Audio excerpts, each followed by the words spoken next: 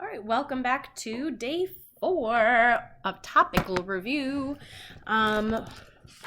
We are going to be talking about exponent rules, polynomials, and the different operations that you can do on them, like multiplying, adding, subtracting, dividing, and then factoring. So hopefully I will keep this one under 20 minutes, so we will see. All right, some of your basic exponent rules. Your very first one is when you multiply, I think of the Ma rule.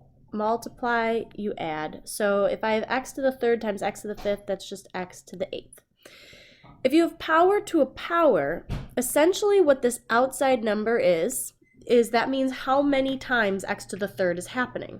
So if you have 1, 2, 3, 4, 5 of them, you could write it out in expanded form just like I did there, and then you literally just add up your exponents like we did on the first example. Or if you notice 3 plus 3 plus 3 plus 3 plus 3 is 15, the shortcut is 3 times 5 is 15. How did that change its size? I don't know. Similarly to the Ma rule, if you see, oh my Lanta, what? Oh, okay, weird. If you see, subtraction, all you have to think is, or division, you should think subtraction, so that would be x to the fifth power, because 7 minus 2 is 5. Anything to the 0 power is 1, but just be careful of what is being raised to the 0 power. If there are parentheses, then everything's being raised to the 0 power, so that whole thing is equal to 1. But in the second equation, only the x technically is being raised to the 0 power, so that'd be 2 times 1 is 2. Negative exponents flip, or what we call reciprocate. So if you see something raised to a negative exponent, that is the same thing as 1 over x to the positive exponent. So the same thing holds true with numbers as well. So if we have something like 2 to the negative second power, that would be the same thing as 1 over 2 to the positive second power, which is just 1/4. And I can prove that to you by typing that in my calculator. So let me turn it on. So 2 raised to the negative second power, and then we can math frac that, and that's 1/4. So it works. All right, so let's do just a few of these. I'm not going to do every single one, but again, feel free to do that on your own if you'd like. So this exponent of a 2 tells me that there are technically 6 x's, and so 6 times 6 is 36, and x times x is x to the second power. Or you could have used the shortcut and applied the 2 to both things, so 6 squared x squared, and 6 squared is 36 x squared. So either way, you get the same answer. Same thing in number 9, power to a power tells me there are 6 x's on top. 5 times 3 is 15. Now we haven't gotten a chance to talk about this one yet. So there's 2 different ways to do it. I personally, when I see division, I think of what the difference of these 2 numbers is. So obviously 6 and 15 have a difference of 9. But because my larger exponent is in the denominator, that means those 9 x's are going to be left in the denominator. If you use the subtraction rule that we talked about up here at the top, if you do the subtraction rule, some people would say that the answer is x to the negative 9. But I would say 99% of the time the directions will say leave your answer in terms of no negative exponent. So if you do the subtraction rule, 6 minus 15 is negative 9, that would not be completely correct. But then if you follow the rule that we learned, the last rule on our list there, x to the negative 9 is 1 over x to the positive 9. So that's why I just skip right to the final answer. So I always think wherever my bigger exponent is, that's where my answer is going to end up. All right, let's do a division problem. So let's do number 2. There is no coefficient in front of the AB in the denominator. Technically it's a 1, so negative 4 divided by 1 would stay a negative 4. Then I'm going to focus on my a's. A2 divided by a to the second power, so 2 minus 1 would just leave me with 1. And b3 divided by b1 would just leave me with 2 b's left. Let's do number 10, and then I'm going to skip on ahead a little bit. So number 10 has a lot going on. So PEMDAS says I need to do parentheses, which I can't do anything here, then exponents. So I need to apply that 4 to the -3. If you are unsure of what -3 to the positive 4th power is, please put parentheses around it. So -3 raised to the 4th power. And it is equal to a positive 81. So this would be 81 x to the 4th, y to the 4th. Now between these parentheses is technically a multiplication sign. So multiplied by -x to the 3rd. Notice the x is negative, not the exponent. So you're not going to be flipping or reciprocating anything. It is literally just like a -1 times 81. X to the 4th times x to the 3rd, we would add our exponents, and there's no other y's there, so it's just going to stay a y to the 4th power. All right, I'm going to skip down to number 12 because now we can start talking about what happens when you have something raised to the 0 power. Remember, anything to the 0 power is technically 1, and 1 times x would just be x. I have a feeling if my students were live right now and able to talk back at me, they would say that number 13 looks scary. So let's do number 13. So there's 2 different ways you could do this one. If this was me personally, I would be multiplying my numerators first. So let's figure out what that product is. So 4 times 3 is 12. A4 and A2 is going to give me 6 A's. And B squared and B1 is going to give me 3 B's on top. Now what I'm going to do is find the product of my denominators, because when you multiply straight across. So 2 times 2 is 4. I have 4 A's on the bottom, and I have 2 B's on the bottom. So once I do my multiplication, now I look at this problem, I'm like, oh, I can totally see what's happening here. 12 divided by 4 is 3. A to the 6th power and A to the 4th power would reduce to A to the 2nd power, and B3 and B2 would leave me with 1 B left. So not as scary as originally thought. All right, moving away from exponent rules, let's do some distributive property, which you have been practicing already on the last few days, but maybe not as complicated as number 7. Then I need to talk about number 8 for sure, and then number 8 and 15 are very similar to each other, so I'll probably just do 7 and 8. So number 7 is the distributive property, but we have to also incorporate our exponent rules into this. So 5 times -2 is -10.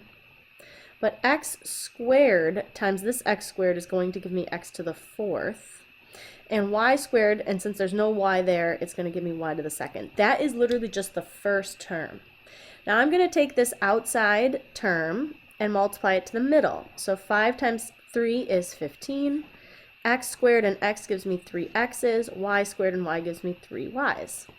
And now lastly, I'm going to distribute all the way to the end. So -20, there are no x's here, so I'm going to have an x squared and then y squared, and y squared to be y to the 4th. Since none of these terms are what we call like terms, none of the exponents match across the board for me to be able to put them together, this is as simplified as I can possibly make it. Now, where you see number 8 and number 15, since we just got done with our quadratics unit and our completing the square to put in vertex form and all that stuff, you've seen these factors looking like this before. This 2 tells me I have to write it out 2 times and then FOIL it. So FOIL is an acronym that helps you remember the order to multiply it. So FOIL stands for first, outer, inner, last. So when I FOIL this out, 2a times 2a is 4a squared.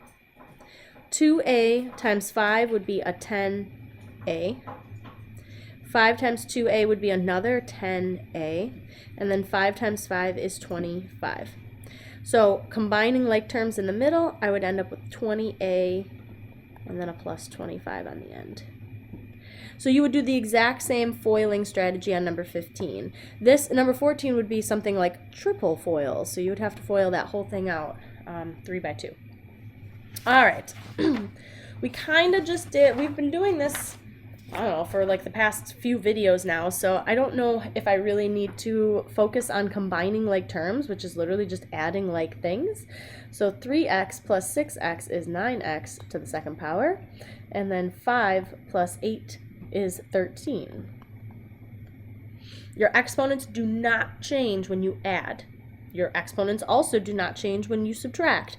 Your exponents do change when you multiply. So this would be 20x to the third because you multiplied. That's when you add your exponents. And then plus 24x. Letter B would be another example of foiling. So 2x times 3x would be 6x to the second power. Then plus 2x plus 21x plus 7, and then you would combine whatever like terms, which are your middle terms. Subtract, the only kind of tricky one that you could see is if the order changes. So when it says subtract this from this, that means your order has to change. The second one is going to go first, and I am subtracting every single term in the trinomial there. So you have to either distribute that subtraction sign or know to flip it when you write it down. And when I say flip it, I mean flip its sign. So it would become a minus 3x, a plus 2x, and then a minus 1. And then from there, you can combine like terms. So 5x squared minus 3x squared is 2x squared. Negative 2x plus 2x cancel each other out, and 5 minus 1 is a 4. Divide, when I do division, I tell my students kind of like to break it apart or rewrite it.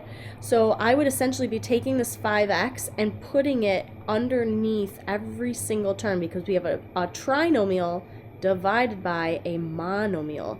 So I can actually break this up into 3 separate questions, and that makes it a lot more reasonable to kind of figure out.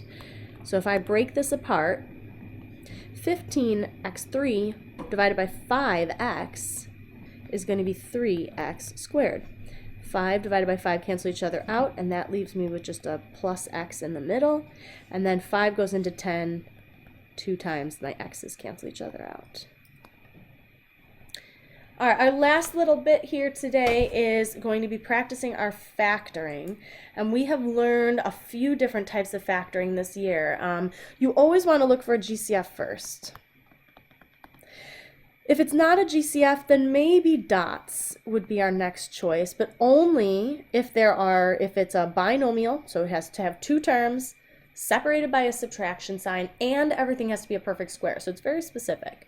If it's not a GCF and it doesn't have 2 terms, then maybe it's a trinomial. We've learned AM factoring for trinomials, and we've learned triangle method.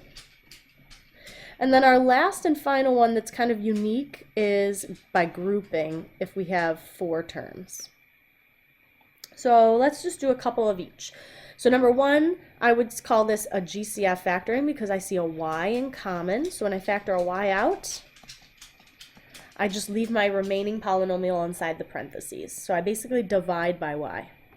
In number 2, I notice everything is a perfect square. There are 2 terms separated by a minus sign, so that's going to be dots. So m times m is m squared. 9 times 9 is 81. 1 gets a plus sign, 1 gets a minus sign. Now notice the directions say to factor. It does not say to solve, so please do not be t-charting these. There are no equal signs, so there should be no actual answers. We are just factoring at this point. This is AM factoring, so what multiplies to 5, there's only one thing in the world, 5 times 1, and adds to a negative 4, so negative 5 and a plus 1. Sometimes we might have to factor what's called completely, and that would be number 4. I notice that there's a GCF right off the bat. So after I complete the GCF, I look at that and I'm like, I can factor that again and do dots.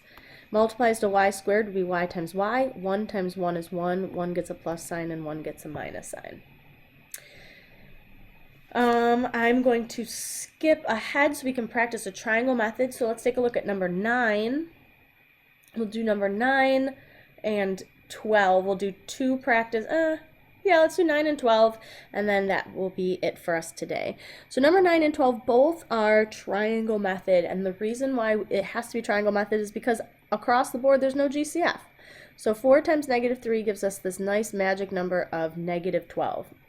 So my options that multiply to 12 are 1 times 12, 2 times 6, and 3 times 4. I need one of these options that will combine to a 4 that's in the middle of this expression. So I'm going to pick 2 and 6. So 4y squared, and then because I need a positive 4, I'm going to have a plus 6y minus 2y minus 3. The order of those two middle numbers does not matter. I could have put the 2 first and the 6 second, but remember they have to combine to a positive 4. So that's why the plus sign has to be with the 6 and the minus sign has to be with the 2. Now what I do is I group them together. So the first two grouped together has a GCF of 2y. And the second two grouped together have a GCF of just a -1. And when I take out that -1, what I notice is my two bubbles match. So your final answer, or when your factors are touching, so 2y plus 3 is one of them, and then the 2y minus 1 becomes my other factor. So maybe I should save number 12 for you guys to practice on your own. Let's do 11 instead. So 11, I notice there's no GCF, but there are two terms, but it's not an x squared or a y squared, it's a y to the 4th.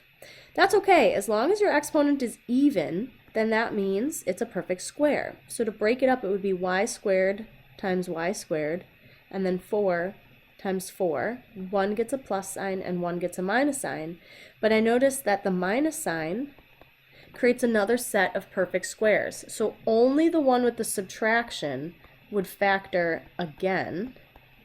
And it breaks down to be y plus 2 and y minus 2, and that would be your final answer. All right, we will take it the next step tomorrow when we solve quadratics, but for now, that's it for today.